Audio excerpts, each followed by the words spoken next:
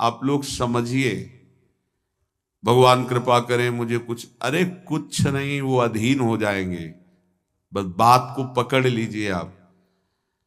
विवेकवान वही है जो डोरी को पकड़ ले, पतंग के पकड़ने के चक्कर में डोरी ना छोड़ दे। कभी पतंग हाथ आने वाली नहीं। नाम डोरी है, पतंग प्रियालाल है। पतंगो यथा त्वाम भ्राम्य माणा।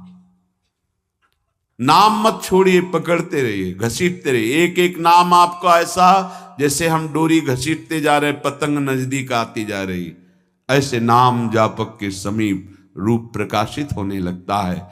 जो नाम ध्यान पूर्वक जप किया जाता है, इसके लिए और कोई साधन की आवश्यकता नहीं। देखो, अगर आप विद्वान शास्त्र पद्धतियों को जानने वाले जनों का संग करोगे तो ऐसे शब्द बोले जाते हैं। माना कि नाम की महिमा है। हम ये भी जानते हैं कि नाम की महिमा में अगर जरा भी बात करें तो अर्थवाद नामापराध लगता है। ये हम बहुत विद्वानों की बात करें, पर भाई शास्त्र भी तो आज्ञा करता है। शास्त्र विधि का पालन भी तो करना है। ऐसा थोड़ी है कि आप नाम के बल पर शास्त्र विधि का त्याग कर दें। और हम जहां से बात कर रहे हैं ना, बोले कहां से बोल रहे हो? बोले वृंदावन से बोल रहे हैं। क्या बोल रहे हो? विधि निषेध नहीं दास, अनन्य उत्कट व्रतधारी। हम उन आचार्य की शरणागति के बल पर बोल रहे हैं जो शास्त्र विधि निषेध के दास नहीं है। करनी अकरनी दो विधि भूले, विधि निषेध सब रहे धरे। नर हरिदास ते भय बावरे, जे आह प्रेम प्रवाह परे।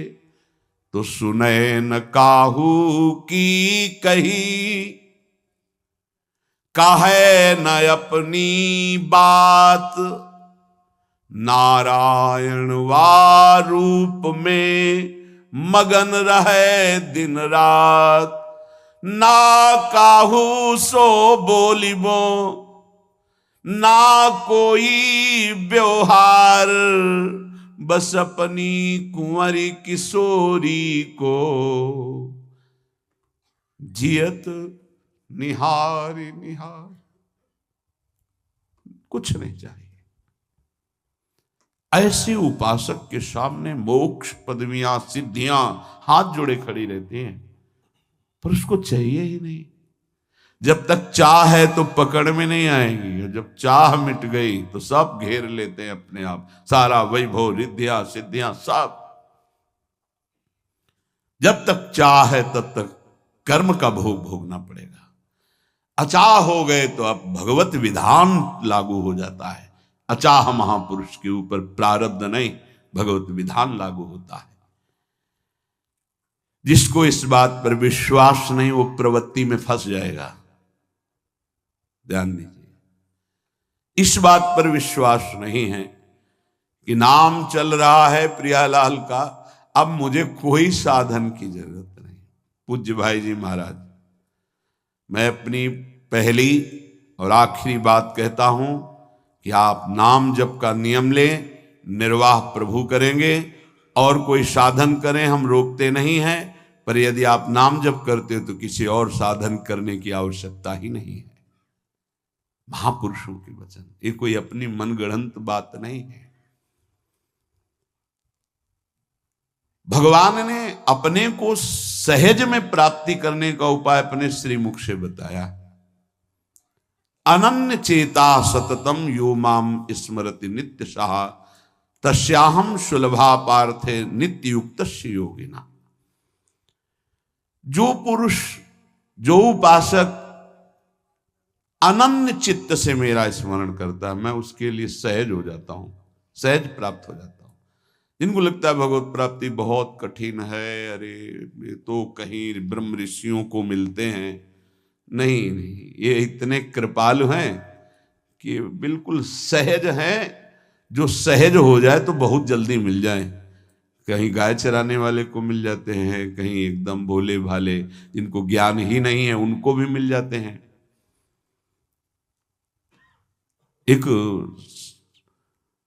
बहुत ही भोला नवयुवक था, अढ़िया नाम था उसका। अढ़ाई कहते हैं 2.5 किलो को। पहला आहार उसका 2.5 किलो का ही है, आगे आप श्रद्धा रखें तो और प्लस हो सकता है। लेकिन वो मतलब घर में माता पिता पधार गए तो उसे कोई 2.5 किलो आटे की कौन रोटी बना के दे। थोड़ा जब उसके अंदर चेतना जागृत हुई तो जब कहीं ठौर नहीं मिलती तो संतों का आश्रम मिलता है। एक आश्रम में गए, उन्होंने कहा हमको नौकरी में रख लो, कोई सेवा में रख लो। तुम्हारा नाम क्या है? बोले अढ़ैया। वे कोई नाम है? बोले गांव के लोग कहते हैं क्योंकि 2.5 किलो हम पाते हैं। तो 2.5 किलो? बोले तौल के 2.5 किलो आटे का जब हम रोटी पाते हैं तब हमारी बाल भोग होता है। आगे कोई श्रद्धा करे खीर पूड़ी, पर 2.5 किलो अन्न चाहिए। तो कहा यहाँ भंडारा है, तू रोज 2.5 किलो क्या 5 किलो पावे, क्या सेवा कर सकता है? तो उनका जो आप सेवा बताएंगे सिखाएंगे वो हम कर लेंगे। उनका तुम गाय चराया करो, गाय चरा। भाई देखो हमारा वैष्णव सिद्धांत है, तुम गाय चराने जा रहे हो, हम यहां से तुम्हें अमनिया दे दिया करेंगे, जंगल में तुम बनाओ और वहीं ठाकुर जी को भोग लगाओ और पाओ। बिना भोग लगाए पाने का विधान हमारे आश्रम से आपका नहीं बन सकता। बोले हमको तो कुछ आता नहीं भोग लगाना, क्या भोग लगाएं? उनका जब आप बना लीजिएगा, क्योंकि अब यहां 2.5 किलो तुम्हारे लिए अलग से बन करके जाए, तुम अपना बनाओ, जो जो चाहो भंडारी से कह दिया दे दिया करो, वहीं लकड़ी बीनो, वहीं बनाओ और गाय चराओ और ठाकुर को भोग लगा के पाओ। जितना मनावे आप पाओ। पहले दिन भोग मिला तो बाटी बना, गरीब आदमी था, घर से तिरस्कृत था, वो सब जानता था। बाटी ऐसे उपला बीन लिए, बाटी बनाए, 2-4 आलू का भरता बनाया, 2.5 किलो आटे की बाटी। उसने कहा गुरुदेव के ठाकुर आओ भोग लगाओ आके। बड़े बड़े ऋषि मुनि मंत्रों से आवाहन करते रहते हैं, सरकार पधारते नहीं, केवल भाव से भोग लगाते हो। ये इतने लीला बिहारी प्रभु आ गए श्री राम जी। अढ़ैया ने आंख खुरप लगी ऐसी तो आंख खोल के देखा, नवीन मेघ कांति, अरविंदाक्ष, सारंग धनुष धारण किए हुए सामने खड़े। कहा कौन हो आप? मैं राम जी कहते हैं। आपने कहा गुरुदेव के ठाकुर आ, तो गुरुदेव तुम्हारे जो है उनके हम ठाकुर जी हैं। सही में आते हो तुम? बोले आए तो गए और हम पाएंगे। बड़ी खुशबू आ रही है आलू के भरता की, तुम्हारी बाटी बनी हुई। और गुरुदेव ने कहा तो भोग लगा के पाना, मतलब आप पाते तो हैं? नहीं सुना है। बोले नहीं नहीं पाते हैं, पर सबका नहीं पाते हैं। आप जैसे भक्त जब पुकारते तो बिल्कुल कुछ नहीं जानता था। इसीलिए हम कह रहे बड़े बड़े विद्वान और योगी जन रास्ता देखते रहते हैं। हरिवंश महाप्रभु ने इसीलिए लिखा है, मुनिमन ध्यान धरत नहीं पावत, करत विनोद संग बालक भट्ट। ये विनोद करते हैं, प्रकट हो जाते हैं बड़े बड़े मुनियों के जो ध्यान में नहीं आते। काश तो आप हमको ऐसे ही रखोगे, क्योंकि आप आ गए तो आप भी। तो प्रभु ने कहा जब तुम 2.5 किलो पा सकते हो तो हम तो 2.5 मन भी पा सकते हैं। बोले हमको ये पता नहीं था कि गुरुदेव के ठाकुर इतने भूखे रहते, पर आप अलग पत्तल में ले लो, अपने पूरे पत्तल में तो हम आपको पाने दें। बोले भोग थोड़े ऐसे लगाया जाता है कि तुम अपना रखो तुम अपना रखो। और बोले आंख मूंद कर तुम बैठो, जैसे तुम्हारे गुरुजी भोग लगाते हैं तो आंख मूंद लेते हैं, अब हम पाएंगे तुम्हारा। तो आंख मूंद लिया, चलो भाई पाओ। सोचा एक आध बाटी पा लेंगे, बीच बीच में खोल के देखता जाता, भगवान सब चाट गए। भगवान बड़े करत विनोद संग बालक वट, हरिवंश महाप्रभु कह रहे, करत विनोद संग बालक वट, मुनिमन ध्यान धरत ने पावत। आँख खोला, बोला आज हमको भूखे रखोगे? बोले जानते हो तुम्हारे गुरुजी ने क्यों भोग लगाने के लिए कहा है? आज एकादशी है, तो तुम्हारे गुरुजी के यहाँ एकादशी रह जाती है, इसीलिए तुमको अमनिया दिया, वहां बनाया नहीं, और तुम्हें रोज अमनिया देंगे। तुम रोज आओगे हम बुलाएंगे तो? अब आप बुलाओगे रोज तो आएंगे नहीं, हम रोज रोज आएंगे। बोले तो ठीक है, अगली बार से।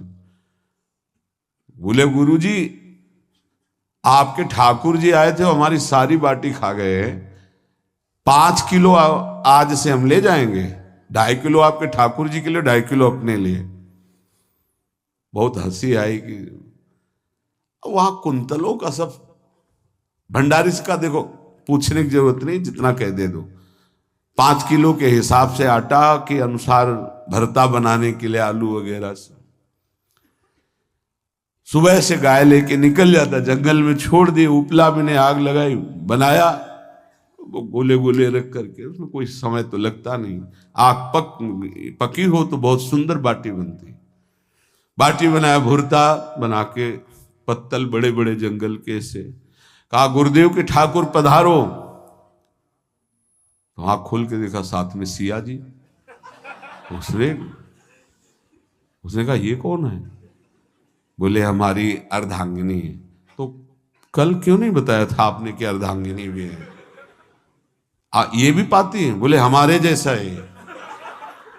जानकी जी बैठ गई, राम जी बैठ गए, बड़ा सकुच में, पर जानकी जी इतनी करुणा वात्सल्य बरस रही थी कि वो कुछ बोल नहीं पाया, बस देखा, ऐसे कहा पाओ गुरुदेव के ठाकुर।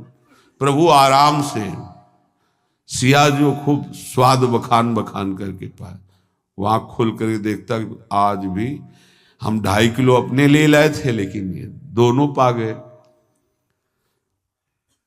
गुरुदेव 7.5 किलो। बोले क्यों? आपके ठाकुर की पत्नी भी है ना? कहा है, तो दोनों आए थे। किसी को विश्वास नहीं हो रहा था। दे दो भाई, अरे गाय को खवाएगा, दे दो, कुछ करेगा, क्या कमी है यहां? 7.5 किलो आटा लेकर। अब तो समय लगा, 3 बजे तक बाटी बन के तैयार हुई पत्तल में से। गुरुदेव के ठाकुर पधारो, बस उसको बुलाना होता था कि विनोदी प्रभु, साथ में लखन जी, राम जी, सिया जी, लखन। ऐसे देखा, ये कौन है? बोले छोटे भाई। आपके भाई भी है? हाँ है। पहले अब परिवार में कितने लोग हो आप? पहले बता देते तो हम वो सब आ जाते हैं। लक्ष्मण जी से कहा बहुत सरल भगत है, नाराज मत होना, चुपचाप पा लो। तीनों बैठे, सब पा गए। फिर बेचारा ऐसे ही रह गया। जब वो चले गए तो पत्तलों में जो किनका रहता था, वो एक अद्भुत आनंद।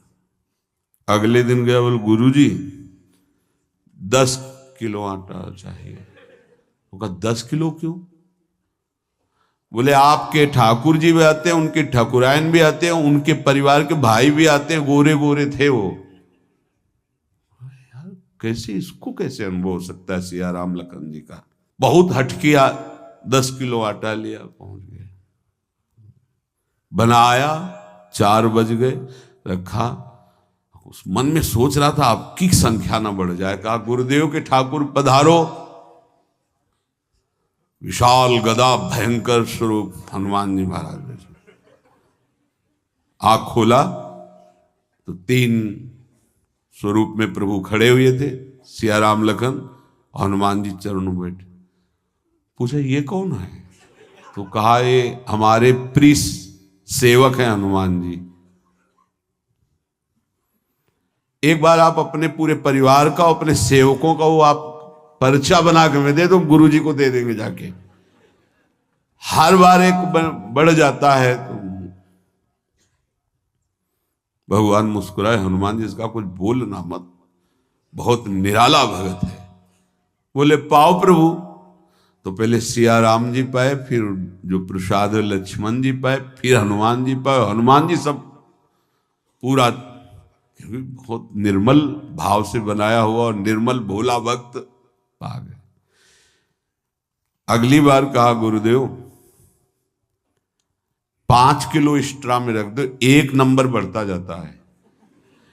आपके पहले ठाकुर जी आए, फिर ठाकुरायन जी आए, फिर उनके भाई आए, फिर इस बार तो बहुत भयानक रूप, गदा लिए हुए, लाल अरुण वर्ण शरीर का प्रकट हो रहा है।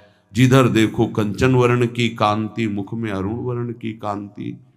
हमने पूछा आपके ठाकुर जी से, तो उन्होंने कहा कि वो सेवक हैं। उनको रोमांच हो रहा था कि क्या सही भगवान करुणा करके इसको दर्शन देते हैं। अब अगली बार अगर ये बात करेगा कि तो फिर अब हम इसकी परीक्षा लेंगे। ले गया इस ड्राम में, बनाया सब। आओ गुरुदेव। अब तो पता था कोई आने वाला नहीं। गुरुदेव के ठाकुर 2 संख्या बढ़ गई। आंख खोल के देखा, कहा ये कौन है? तो कहा ये हमारे और भाई हैं, इनका नाम भरत है, इनका नाम शत्रुघ्न है। पहले महाराज बता देते ना कि आपके और भाई हैं, हमने कहा था, आपसे प्रार्थना की थी। पाओ बचे नहीं ना, वो 2 संख्या ज्यादा हो। अगली बार गुरुदेव से कहा कि गुरुदेव 20 किलो वाली बोरी में भर दीजिए, अब हम दिन भर बनाएंगे क्योंकि आपके इतने ठाकुर हैं। आज गया लेकर सब ऐसे रख करके पत्तल डाल दिया, कहा गुरुदेव के ठाकुर पधारो। बिल्कुल नहीं बनाया। आ गए प्रभु। कहा कहाँ यार, तो खुशबू भी नहीं आ रही, ना बाटी की ना भरता की। बोले प्रभु आपके साथ पत्नी है ना, और सेवक भी है। इतने दिन से तो हमारे हाथ का पाए, आज हम पाना चाहते हैं। आप बनाओ, अपने रुचि का बनाओ और पाओ। प्रभु ने सिया जी की तरफ देखा कि अलवेला भक्त। सिया जी ने कहा अनंत सामर्थ्यशाली शक्तियों की स्वामिनी। बोले प्रभु देखो, हमने ना उपला भी ना लकड़ी, आपके सेवक है ना, इनसे बोलो। तो हनुमान जी से कहा कि आप उपला और लकड़ी इकट्ठा करो, भाई आदेश है भगत का। लक्ष्मण जी चूल्हा जला रहे हैं, व्यवस्था आग की, और सियाजू के आंखों में आंसू भी आ रहे, धुआं भी लग रहा है, पर बना रहे। उसने कहा बनाओ, हम गाय एकत्रित करके आ रहे हैं। और भागा, वो आश्रम में गया। बोले गुरुदेव आज पूरे परिवार सहित हमने फंसा लिया है आपके ठाकुर को। तो उनका क्या फंसा लिया है? बोले बड़े ठाकुर, छोटे ठाकुर, सेवक, उनकी पत्नी और 2 भाई उनके, पूरा परिकर, सब बना रहे रोटी बाटी सब। महाराज आप चलो, आपको शंका होती थी आज उनके हाथ कपाएंगे। तो उनको लगा कि पागल आदमी, राम जी, लखन जी, भरत, शत्रुघ्न, सिया जी, हनुमान जी, ये बड़े बड़े योगियों के ध्यान में आने वाले नहीं, ये कैसे एक गंवार आदमी जिसको कभी कोई नाम जपना नहीं आया, कोई ग्रंथ नहीं आया, उसके सामने। पर भगवान की दयालुता पर संशय नहीं करना चाहिए। चल के देखते हैं। जो जी ही वहां गए, चूंकि निरंतर भजन परायण थे, वहां गए तो पूरा राम दरबार उपस्थित, और बड़ा सुंदर व्यंजन स्वयं जानकी जी बना रहे। प्रभु के चरणों में साष्टांग दंडोत थे। कहा प्रभु लीला समझ में नहीं आई। भगवान ने कहा देखो, जो ज्ञानी भक्त हैं उनके लिए मैं अत्यंत तर्क के द्वारा भी पकड़ में नहीं आता। जो विद्वान हैं उनकी विद्वता मुझे छू नहीं सकती, लेकिन जो दीन हैं और भोले हैं उनके सामने मैं अपने इस दिव्यता, इस महानता को देखो। तुम्हारे इस भक्त की आज्ञा पर हमारा पूरा परिकर लगा हुआ है सेवा में। ठाकुर जी की कृपा से जो गुरुदेव का प्रताप, जो ऐसा सौभाग्य मिला, परोसने में दोनों गुरु और शिष्य, पाने में प्रभु। बाद में जब प्रभु ने पा लिया तो जानकी जी ने उच्छिष्टामृत प्रभु का लेके और कहा देख आज तक तू मुझे देख नहीं पाया देखते हुए भी, इसीलिए कृपालु हैं। एकांत में श्री तुलसीदास जी रोकर प्रार्थना करते हैं, जनक सुता जग जननी जानकी, अतिशय प्रिय करुणा निधान की, ताके जुगपद कमल मनाऊं, जासु कृपा निर्मल मति पाऊं। करुणा निधान प्रभु श्री राम की अतिशय प्राण संजीवनी मूरी, प्राण प्रिय सियाजू की, सीताजू के चरणों की वंदना करता हूं, जिससे प्रभु को पसंद है निर्मल मति निर्मल मन। उनकी कृपा से मेरा मन निर्मल हो जाए, मति निर्मल हो जाए। तासु कृपा निर्मल मति पाऊं। जीव ही जानकी जी ने अपने कर कमल से उस बालक को पवाया, अढ़ैया को, त्रिगुण माया का मल नष्ट हुआ। ओ जी सच्चिदानंद प्रभु का साक्षात्कार निहाल हो गया। कब कौन से गुण पर कैसे जी जाए विश्वास कीजिए, बस आवश्यकता सहज होने की। हमारी स्वामिनी जो सहज है, सहज होने की आवश्यकता है। जिसको ये कि कहां मुझे ऐसा दुर्लभ सौभाग्य, देखो कोई नाम जप उसके अंदर नहीं, कोई पाठ नहीं, कुछ नहीं। गुरुदेव ने कहा कि भोग लगा के पाना है, भगवत साक्षात्कार हो गया। विश्वास रखना चाहिए कि प्रभु हमें प्रतिपल देख रहे हैं, हमारे साथ हैं।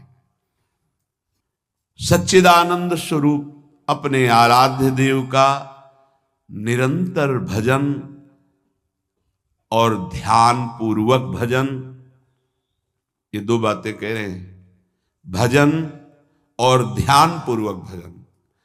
पहले भजन करने की क्रिया होती है, फिर भजन में थोड़ी रुचि होती है, फिर ध्यान पूर्वक भजन होता है।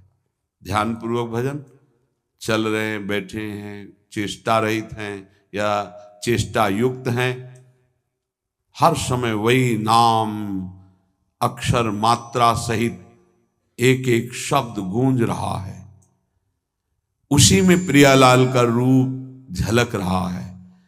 अब हृदय में ध्यान है, मुख में नाम है, मंत्र है, इससे बढ़कर जीवन क्या। विश्वास भक्त को ही होता है, अन्य को हो ही नहीं सकता। कोई भी अगर अपनापन होता है तो प्रियालाल झलकते। जिस समय वो कटा उसी समय वो सामने है। मैं हूं ना, तो किसकी तरफ देख रहा है, बस। ये जैसे कहा जाता है कि प्रभु वृंदावन से बाहर एक कदम नहीं रखते, तो हमारे भक्त जहां होते हैं वृंदावन के, वहां प्रियालाल जाते हैं। ध्यान रखना, वहीं वृंदावन भूमि प्रकाशित होती है। चाहे वो लाखों कोस दूर हो, वृंदावन वहीं प्रकाशित होगा, उन्हीं के सामने प्रियालाल होंगे। ये भक्ति विश्वास का मार्ग है। तुम्हारा एक ही कर्तव्य है, सब जगह से अपनापन हटा के अपने इष्ट में रखना और उनका चिंतन करना, बस हमारी यही साधना है। फिर तो प्रभु की ओर से जो कृपा की धारा आएगी कि आप उस पर बह जाएंगे। जितना जितना कृपा में डूबते जाएंगे, उतना उतना प्रेमानंद बढ़ता चला जाएगा। ये सौभाग्य कभी निर्गुण उपासक को प्राप्त नहीं होता। पूज्यपाद उड़िया बाबा जी महाराज, प्रभु का साक्षात उसको दर्शन होता है, प्रभु उससे संभाषण करते हैं, प्रभु उसके साथ खेलने लगते हैं। ये निराकार की उपासना वाले उपासक को कभी सौभाग्य नहीं मिलता। भगवान की इस उपासना वाले को निराकार तत्व का बोध हो जाता है। ध्यान रखना, हमारा स्वरूप चराचर जगत का स्वरूप, भगवान का स्वरूप, सबका बोध हो जाता है प्रेम मार्ग के पथिक को। और सगुण साकार स्वरूप में जो प्रभु विराज, उनके साथ खेलना होता है। जो सगुण उपासक, साकार उपासक हैं, उनको तो निर्गुणोपासना का जो फल है सर्वत्र तत्व अनुभव, ये स्वाभाविक हो जाता है। लेकिन जो निर्गुण निराकार उपासक, उसको साकार रूप में दर्शन, संभाषण और लीला में ये नहीं होता है। बड़ा भाग्यशाली है, अनेक जन्मों का उसका भजन सिद्ध हुआ, जिसको प्रभु के साकार रूप की भक्ति करने का अवसर मिला।